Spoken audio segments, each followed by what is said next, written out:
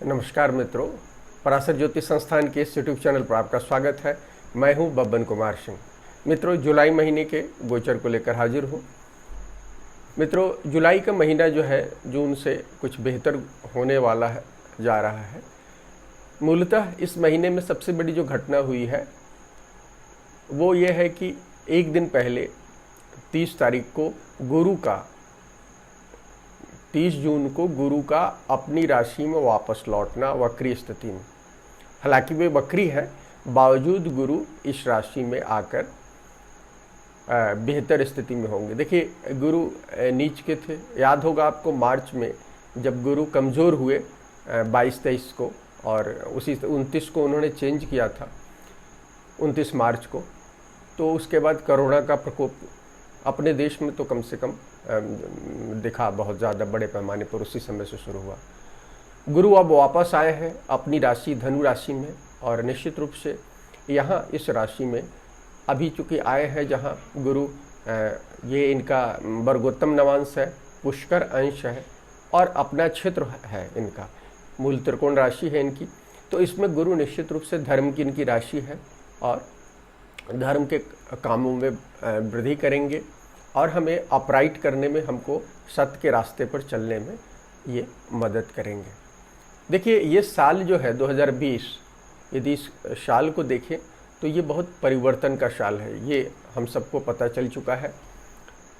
Corona उसी की एक कड़ी है, और जिससे और गुरु यहाँ आकर गुरु निश्चित रूप से जो हमने प्रकोप देखा है इसमें कमी होगा। हालांकि अभी आप गुरु को आए हुए 4 दिन हो गया, लेकिन अभी उसका असर दिख नहीं रहा। लेकिन आप देखेंगे गुरु 8 को जब 29 अंश को पार कर जाएंगे, 28 अंश पर जब पहुंचेंगे, 28 के अंतिम अंश पर, तो वहां से गुरु की मजबूती आप कह सकते हैं। क्योंकि कोई भी ग्रह जो होता है अपनी अंतिम अंश में या शुरू के एक अंश में कमज़ोर माना जाता है। तो गुरु जैसे विशाल ग्रह यहाँ थोड़े से कमज़ोर हैं, तो उसके बाद आप देखिएगा चीज़ों में कुछ न कुछ परिवर्तन की सूचना मिलेगी। ये गुरु जो है, खास बात है कि गुरु जो है वक्री स्थिति में है 12 सितंबर तक, और उसके बाद 3 दिन स्टेशनरी रहेंगे। 15 को आप कह सकते हैं कि चलना शुरू करेंगे। तो स्टेशनरी पीरियड में गुरु के आप कुछ अच्छे काम कर सकते हैं। 12 से 15 के बीच में यदि आप कुछ अच्छे शुभ कर्म गुरु के, जैसे पढ़ाई लिखाई के संदर्भ में, या कोई अपना कोई अच्छा काम, मांगलिक शुभ काम करना चाहते हैं, तो वो सब आप काम कर सकते हैं। स्टेशनरी मोड में जब होते हैं गुरु, तो शुभ काम करने के लिए अच्छा होता है, तो उस पीरियड में कर सकते हैं। और इस बीच में ये वक्री मोड में जो है, ये उत्तराषाढ़ा नक्षत्र में आए हैं, उत्तराषाढ़ा के पहले चरण में आए हैं। इसके बाद ये लगभग 3 मिनट जाएंगे पूर्वाषाढ़ा के अंश में भी जाएंगे। ये लगभग 23-17 तक जाएंगे, लगभग यदि 3 मिनट का पीछे तक जाएंगे। तो मैंने ये जो है गुरु का इसमें जो गति होगा, पहले धनु नवांश में होगा, फिर वृश्चिक नवांश में होगा, और फिर तुला नवांश में। तुला नवांश में वो 3 मिनट के लिए जाएंगे। हमारे ख्याल से 26 जुलाई तक स्कॉर्पियो नवांश में है, 8 सितंबर तक तुला नवांश में है वो, और 18 सितंबर तक तुला नवांश में रहेंगे। 8 से 18 माने 10 दिन लगभग तुला नवांश में रहेंगे। वो 3 मिनट है, वक्री स्थिति में जाएंगे, फिर वहाँ से मार्गी होकर वो आएंगे, तो उसमें 10 दिन रहेंगे। जनरली गुरु एक नवांश में 1 महीना 10 दिन रहते हैं, लेकिन जब इस तरह से अति वक्री है और अति शीघ्रगामी है, तो गुरु का ये जो है ये परिवर्तन है। लेकिन 1 महीना 10 दिन एक नवांश में होते हैं। तो गुरु एक्चुअली तो हमने बताया कि 15 सितंबर को मार्गी हो जाएंगे, माने 12 को होंगे और 15 तक स्टेशनरी रहेंगे, फिर मार्गी कह लीजिए। तो लगभग 2 महीने इधर, और उसके बाद वो 20 नवंबर तक अपनी राशि में रहेंगे। तो लगभग 4.5 महीने का ये गोचर आप कह सकते हैं गुरु का वापस आए हैं। और ये गुरु का ये गोचर जो है हम सबके लिए, हमें उम्मीद है कि अच्छा होगा। ये जरूर हम कहेंगे कि जब ये वक्री रहेंगे तो कुछ स्थितियाँ, चूँकि वक्री रहेंगे उसके बाद जब ये वृश्चिक नवांश से गुजरेंगे, वृश्चिक नवांश में ये रहेंगे 26 जुलाई से 8 सितंबर के बीच में, सितंबर के बीच में। तो इस बीच में ज़रूर थोड़ा सा 8वां जो है कार्मिक वो है, और उसमें रहने के कारण यदि निश्चित रूप से इस समय आप ज़्यादा लर्निंग जो होगा, गुरु की जो लर्निंग है वो आपको का सामना करना पड़ सकता है। खासकर गुरु क्या है, गुरु अभी धनु राशि में है। धनु राशि जो है एकमात्र राशि है राशि जोडियाक में जो जिसमें युद्ध का संकेत मिलता है। उनका चिन्ह जो है युद्ध का संकेत है, क्योंकि तीर कमान वो लेकर खड़े हैं एक व्यक्ति, तो वो जो है इसलिए आप कुछ युद्ध की स्थितियां कुछ निर्मित दिखती है, और वक्री स्थिति में रहते हुए कुछ चीज़ें रहेंगी। अभी देखिए भारत चीन के बीच में जो विवाद चल रहा है, तो वो स्थितियाँ इस समय कुछ नरम गरम स्थितियाँ बनेंगी, और हम उम्मीद करें कि ऐसा कुछ नहीं होगा। ज्योतिषी के रूप में भी, एक मनुष्य के रूप में भी, मानव के रूप में, चूँकि युद्ध जो है ना एक ऐसे, और जो कोरोना काल में हम जी रहे हैं जिसमें हम बिना युद्ध के एक युद्ध कर रहे हैं, और ऐसे समय में एक और युद्ध की ओर बढ़ना बहुत उचित नहीं है। और हम यही कामना करते हैं कि इस समय हमें सद्बुद्धि मिले, क्योंकि हम जो कहना चाहते हैं कि जो वृश्चिक नवांश में होंगे, तो उस समय जिन लोगों की कुंडलियों में गुरु कमज़ोर हैं उन लोगों को सतर्क रहना चाहिए। बेसिकली इस समय गुरु जब आ रहे हैं धनु में, तो अपने रास्ते की पहचान करनी चाहिए कि आपका जो जीवन है ये कुछ लक्ष्य लेकर आपने जन्म लिया है। और जो इस साल की जो घटनाएं हैं, कोरोना उसमें महत्वपूर्ण घटना है, हमें बता रही है कि हमें अपने रास्ते को बदलना चाहिए, और वो जो रास्ता है हमारा रास्ता एक जो पूरी जो कलेक्टिव कॉन्शसनेस है उसके अनुसार होना चाहिए। देखिए इस तरह की जब घटनाएं तभी होती हैं जब विरोधाभास होता है, माने खास और आम के बीच में विरोधाभास होता है, और इस विरोधाभास के कारण, और दुनिया जो है हमेशा से रही है कुछ खास लोगों के जो सत्ता में बैठे होते हैं, चाहे वो राजनीतिक सत्ता हो, चाहे वो आर्थिक सत्ता हो, चाहे वो समाज की सत्ता हो, तो जो सत्ता में होते हैं निश्चित रूप से वो थोड़ा सा सत्ता में बैठे हुए लोग अपने नीचे के लोग जो साधारण लोग हैं, आम लोग हैं, उनके साथ कई बार न्याय नहीं कर पाते हैं।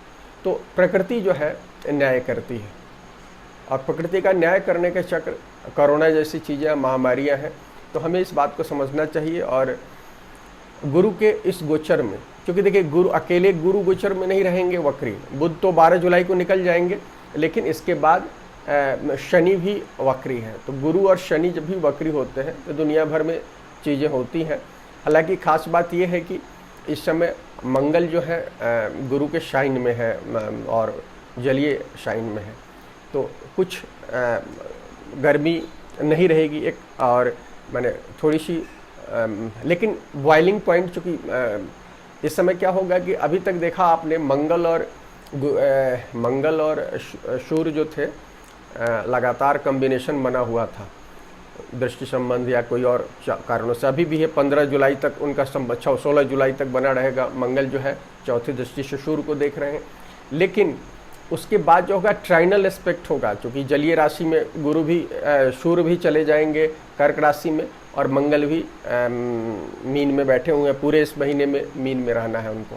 तो मंगल और ये सूर्य का जो है, इसके कारण आप देखेंगे कि दोनों जलीय राशि में रहेंगे, तो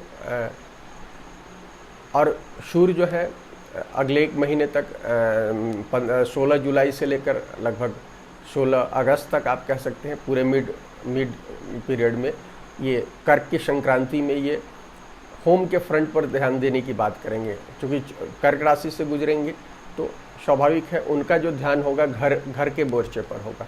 तो ये ज़्यादा अच्छी बात है कि हम घर के मोर्चे पर काम करें, और यदि हम करते हैं तो गुरु की जो चीज़ें हैं जो संकेत कर रहे हैं, खास तौर पर जब वृश्चिक नवांश में जाएंगे, मंगल का नवांश है, और उस समय तो मंगल और उनके बीच का जो कॉम्बिनेशन है उसमें उसके कारण हम ज़्यादा बॉयल नहीं हो, ये हमको ध्यान रखना है खास तौर पर इन चीज़ों को। तो इस चीज़ से आप कह सकते हैं। तो गुरु के इस गोचर में आप स्पेशली ध्यान रखिए कि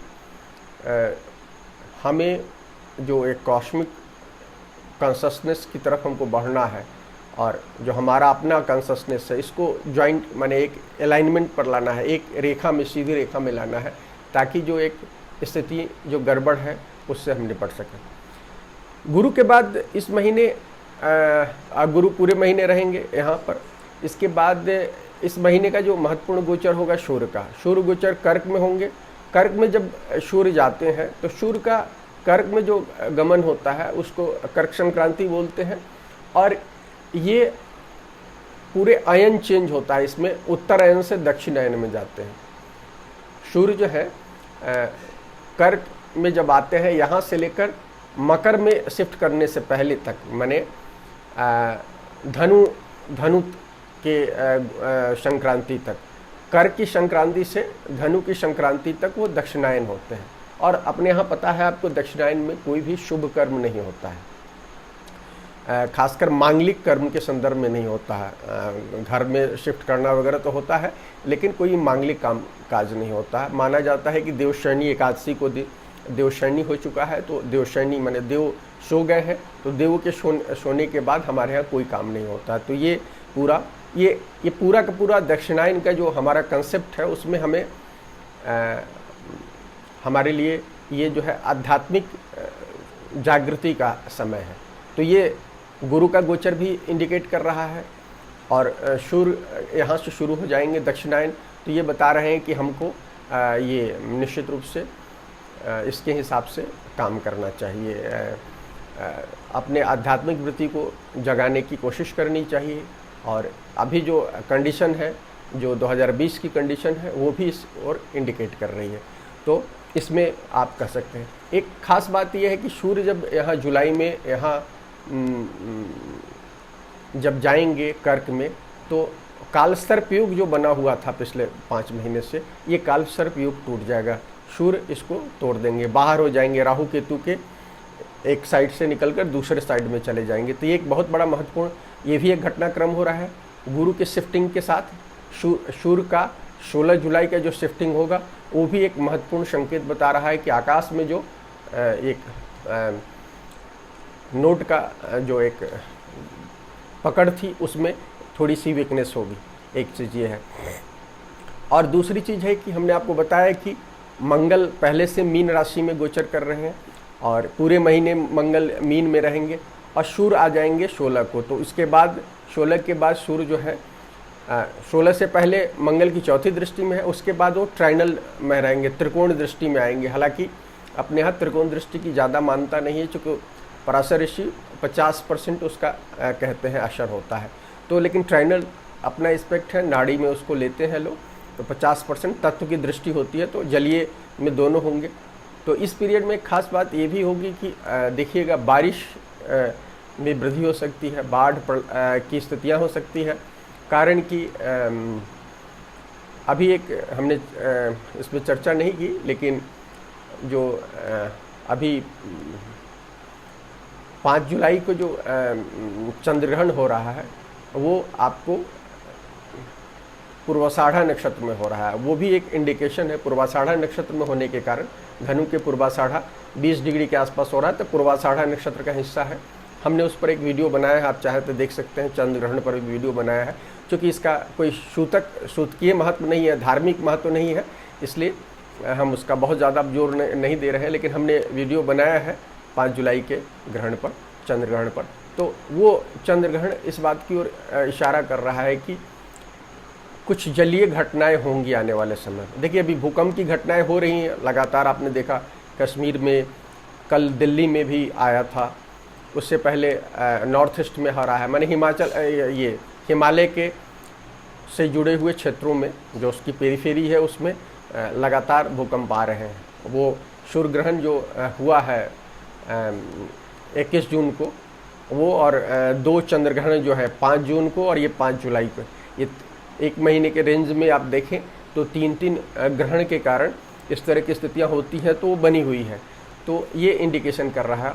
और इधर हमने बताया कि पूर्वाषाढ़ नक्षत्र जलीय नक्षत्र होता है, क्योंकि उसके आपस स्वामी होते हैं। और इधर हमने बताया कि सूर्य और मंगल भी रहेंगे। मीन में जब तक मंगल है तब तक सूर्य और मंगल का जो वो होगा तो वो जलीय राशि में होगा। तो ये इशारा कर रहा है कि मिड जुलाई से मिड अगस्त के बीच में बाढ़ की स्थितियाँ कई जगह देखी जा सकती हैं। ख़ास तौर पर इस रीजन में आप देख सकते हैं कर्क और मीन वाले जो राशि वाले लोग इससे ज़्यादा प्रभावित होंगे, आप कह सकते हैं। जब सूर्य आएंगे तो देखिए, सूर्य पहले जब है 16 जुलाई तक तो वो गुरु के साथ है, उनका आमने सामने है, क्योंकि सूर्य जो है राहु बुध के साथ है और सामने में केतु और गुरु है। लेकिन 16 जुलाई के बाद आधे जुलाई में वो आप कह सकते हैं कि शनि के साथ होंगे। शनि के साथ सूर्य का संबंध आप जानते हैं, गुरु के साथ संबंध उनका अच्छा है, हालांकि वो नोडल एक्सिस में है तो प्रभावित है, ग्रहण उस बात की ओर इशारा कर रहा है। लेकिन जब 16 जुलाई के बाद सूर्य आएंगे, आमने सामने आएंगे शनि के साथ, तो वो बताता है कि हमारा सूर्य और शनि की जो बाप बेटे की जो लड़ाई है, मैंने व्यक्तिगत महत्वाकांक्षा और सामूहिक महत्वाकांक्षा की जो लड़ाई है वो इंडिकेट कर रहा है। और यही चीज़ हम आपको पहले हमने चर्चा भी की कि जो हमारा पर्सनल कॉन्शसनेस है और जो एक कलेक्टिव कॉन्शसनेस है, उसके बीच एक अलाइनमेंट होना चाहिए। और शनि जो है कलेक्टिव कॉन्शसनेस की बात करती है। तो इसलिए देखिए, सत्ता के लोगों, सत्ता में बैठे लोगों के लिए, समाज में, चाहे इकोनॉमी में, चाहे देश में बैठे हुए जो लोग, राजनीति में बैठे हुए लोग हैं, उनके लिए ये समय थोड़ा सा गंभीर हो सकता है, क्योंकि गुरु वक्री है और उस बीच में उस पीरियड में वो वृश्चिक नवांश में भी रहेंगे। तो ऐसे लोगों को थोड़ा सा सतर्क रहना चाहिए। उनके जीवन में कुछ बदलाव, महत्वपूर्ण बदलाव के चांसेज है। या तो स्वाभाविक रूप से बदल सकते हैं तो अच्छी बात है, यदि नहीं तो यदि करेंगे तो प्रकृति उनको बदलने के लिए मजबूर कर सकती है। तो इस बात को अपने को समझना है। कर्क में जब सूर्य आते हैं तो कर्क, चूँकि आपको पता है कि हमारा कालपुरुष कुंडली का चौथी राशि है और ये हमारे होम को, मदर को डिनोट करती है, नर्चरिंग को, माने हमारे पोषण को ये डिनोट करती है। तो ये पूरा का पूरा सूर्य जो है घर के फ्रंट पर सोचने के लिए मजबूर करेंगे। तो घर का फ्रंट है, व्यक्ति के रूप में आपके अपने घर की बात होती है।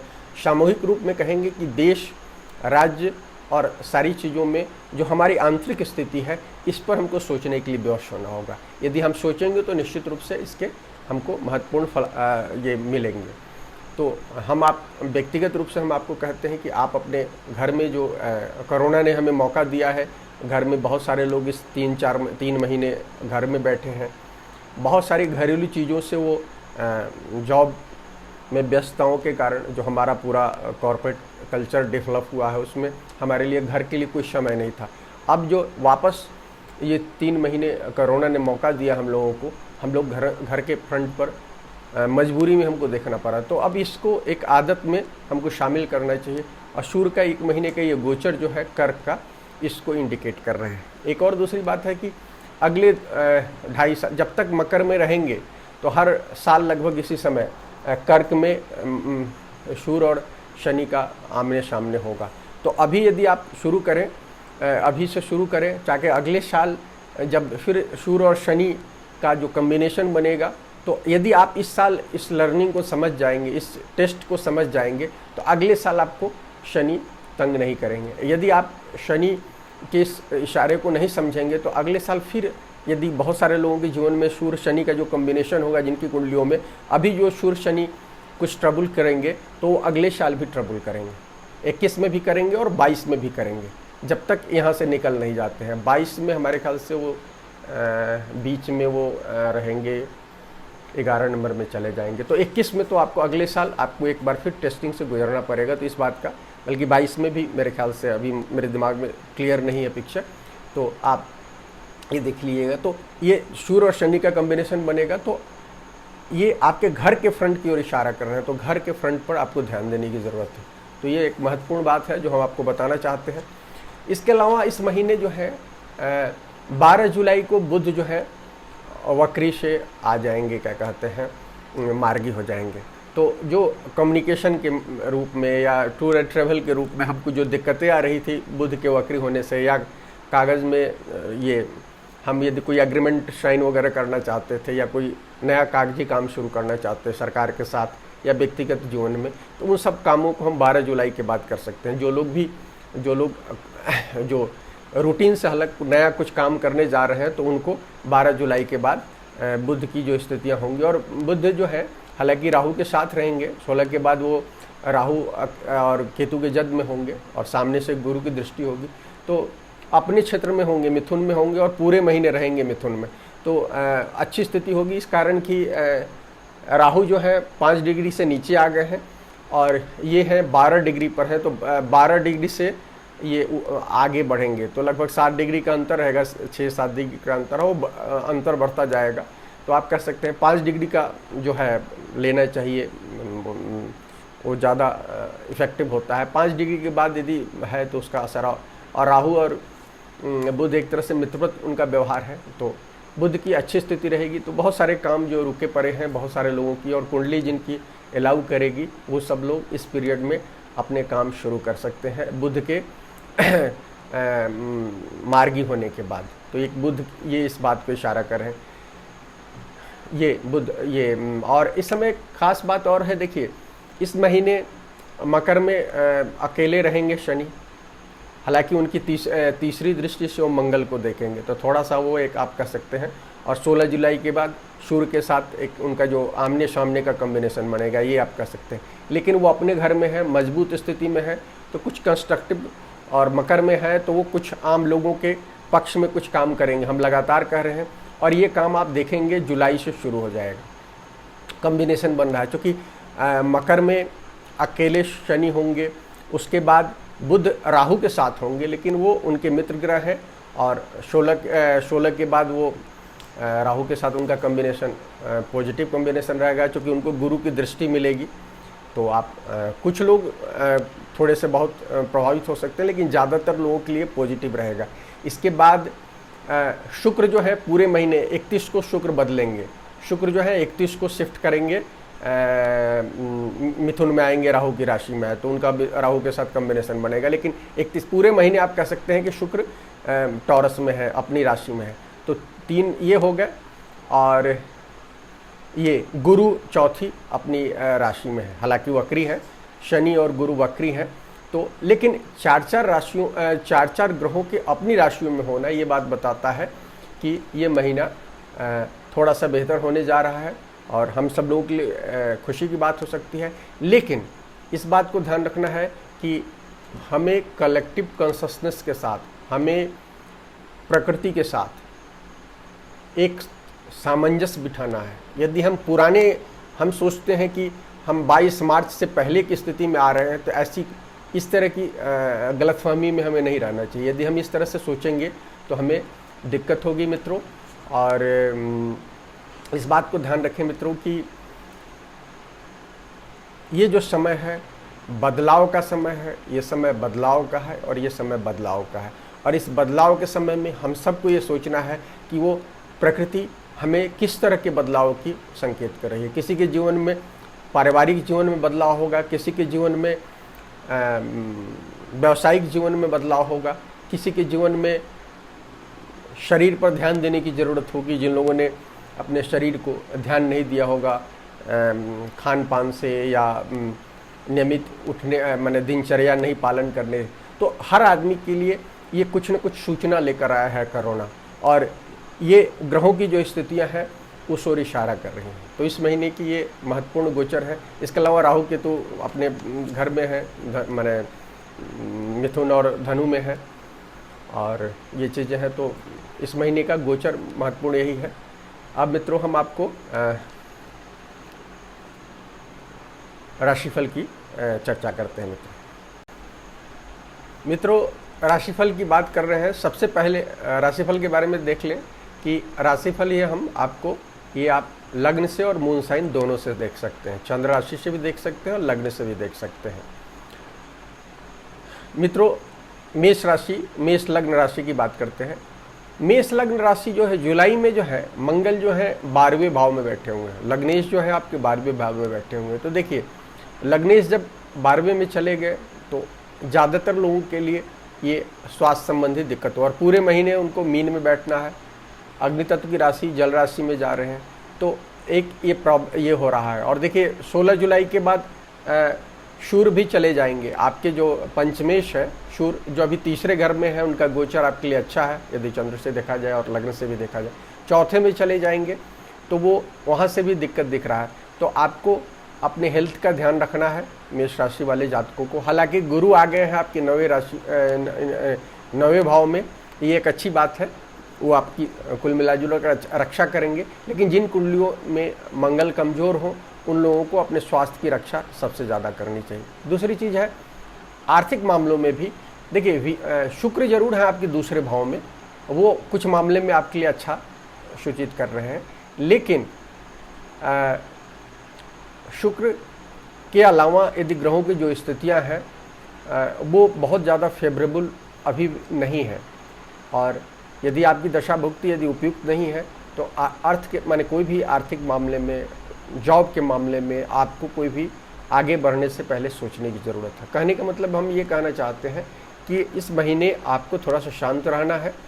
गुरु आए हैं 8-9 तक, तो उनको स्वस्थ होने में, गुरु को मजबूत होने में समय लगेगा। तो गुरु आपकी कुंडली में एक सपोर्ट कर रहे हैं आपके त्रिकोण में से। उसके अलावा शनि है 10वें भाव में बैठे हैं, तो कुछ मामले में आपको सपोर्ट कर रहे हैं, कुछ मामले में नुकसान पहुंचा रहे हैं। हेल्थ के मामले में आपको नुकसान पहुंचा रहे हैं, कुछ कामकाज के मामले में कुछ चीज़ें यदि आप लगातार कर रहे हैं तो उसमें आपको हेल्प कर सकते हैं। शुक्र दूसरे घर में बैठे हुए हैं, वो आपको हेल्प कर रहे हैं। बुध जो है 12 जुलाई के बाद कुछ काम आपकी शुरुआत हो जाएगी, ये ज़रूर ये इशारा कर रहे हैं। तो लेकिन मंगल की जो स्थिति है उसमें हम आपको इसके कारण आपको इस महीने कोई बहुत ज़्यादा एग्रेसिव स्थिति में काम करने की ज़रूरत नहीं है।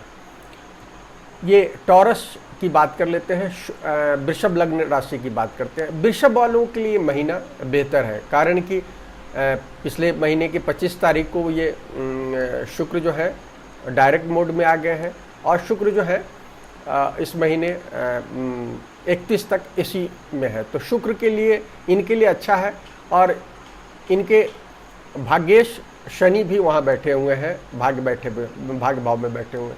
लेकिन उसके बावजूद गुरु जो है 8वें भाव में आए हैं, तो और शनि रेट्रो है। तो हम आपको कहेंगे कि यदि आप बहुत उल्टा सीधा, यदि बहुत गलत प्रैक्टिसेस में हो तो आपको सावधान रहना चाहिए। कुछ ट्रांसफॉर्मेशनल स्थिति बना सकते हैं इस महीने में भी। हालांकि ओवरऑल टॉरस के लिए महीना बेहतर है आर्थिक मामलों में आपके लिए। और सबसे बड़ी चीज़ क्या है कि मंगल जो है यदि हालांकि वो आपके सप्तमेश और व्यस होते हैं, वो आपके 11वें भाव में है, तो मंगल सपोर्ट कर रहे हैं। तो इसलिए व्यावसायिक मामले में निश्चित रूप से ये महीना आपके लिए वृद्धि का हो सकता है। कुछ लोगों को 12 जुलाई के बाद कुछ ऑफर आ सकते हैं, लेकिन हम आपको कहेंगे कि देखिए ये बहुत परिवर्तन का समय है। यदि जॉब आप करते हैं, नए जॉब में जा रहे हैं, तो परिस्थितियों को देख कर जाएँ, अपनी कुंडली की स्थिति को देख लें, किसी अच्छे ज्योतिषाचार्य से उसको दिखवा लें यदि आपकी जो ये है, तो ज़्यादा बेहतर होगा। इसलिए कि परिवर्तन के समय में जो अभी लुक्रेटिव दिख रहा है अगले महीने में वो दिक्कत हो सकता है। क्योंकि गुरु आपके 8वें में आ गए हैं, तो अभी तो नहीं, लेकिन जैसे जैसे गुरु मजबूत होंगे कुछ ट्रांसफॉर्मेशन की स्थिति से आपको भी गुजरना पड़ सकता है। तो ये हम आपको कहेंगे। मिथुन राशि के जातकों की बात करें, मिथुन के लिए देखिए, मिथुन के लिए भी 7.5 जिन लोगों का चंद्र राशि है उनके लिए तो 7.5 की स्थिति है। ऐसे भी अष्टम शनि चल रहा है। अष्टम शनि लग्न से भी अच्छे रिजल्ट नहीं देते हैं। तो हम आपको बताएं कि लेकिन शनि अपने घर में है, ये ज़रूर है, तो कुछ मामले में आपको सपोर्ट करेंगे। लेकिन 16 जुलाई तक तो आपकी कुंडली में ही सब कुछ हो रहा है, क्योंकि राहु आपके पहले घर में बैठे हुए हैं, सूरज भी वहाँ बैठे हुए हैं, और पहले भाव में सूर्य बहुत अच्छी स्थिति में होते हैं लेकिन राहु के साथ है, और दूसरे भाव में उनका गोचर कोई अच्छा नहीं कहा गया है सूर्य का। तो आप ये पूरे महीने यदि देखा जाए और तो आपके लिए बहुत सुटेबल, हालांकि बुध जो है 12 जुलाई के बाद फ्री होंगे तो कुछ कामकाज आपको दे सकते हैं। मंगल आपके 10वें घर में बैठे हैं, वो भी कुछ मामलों में आपको सपोर्ट कर सकते हैं, लेकिन मंगल बुध का जो कम्बिनेशन हो रहा है 10वें से, तो वो कोई भी बड़ा काम, कोई भी नया काम करने से आपको बचने की ज़रूरत है। और हमने बताया कि अष्टम शनि है और गुरु आ गए हैं आपके 7वें में, तो गुरु अभी वक्री है। और मिथुन के जातकों के लिए रिलेशनशिप में और स्वास्थ्य के मामले में, दोनों के मामले में इंडिकेशन ये है कि महीने मामले में कुछ लोगों को कुछ तकलीफ दे सकते हैं। तो जो लोग आध्यात्मिक प्रैक्टिसेस में हैं, जो लोग अपने स्वास्थ्य का ध्यान रखते हैं, उनको कोई दिक्कत नहीं है, लेकिन जो लोग इस बात का ध्यान नहीं रखते हैं उनको ये दिक्कतें हो सकती हैं। इसलिए हमारा सुझाव है मित्रों कि आप इस महीने शांति से रहें। अभी आपको 2-3 महीने शांत स्पेशली रखना है, ख़ासतौर पर जब तक शनि वक्री है, गुरु वक्री है। सितंबर तक तो निश्चित रूप से 12 सितंबर तक गुरु वक्री है और धीमी गति से चलना है। मित्रों, वीडियो लंबा हो रहा है, इसलिए हम आज यहीं तक हम इसको करते हैं। बचे हुए 9 राशियों की चर्चा हम कल अलग से कर पाएंगे। जुलाई महीने के जो बचे हुए राशिफल बचेंगे उसकी चर्चा हम कल या परसों हम वीडियो अपलोड करेंगे। शुक्रिया मित्रों सुनने के लिए, थैंक यू।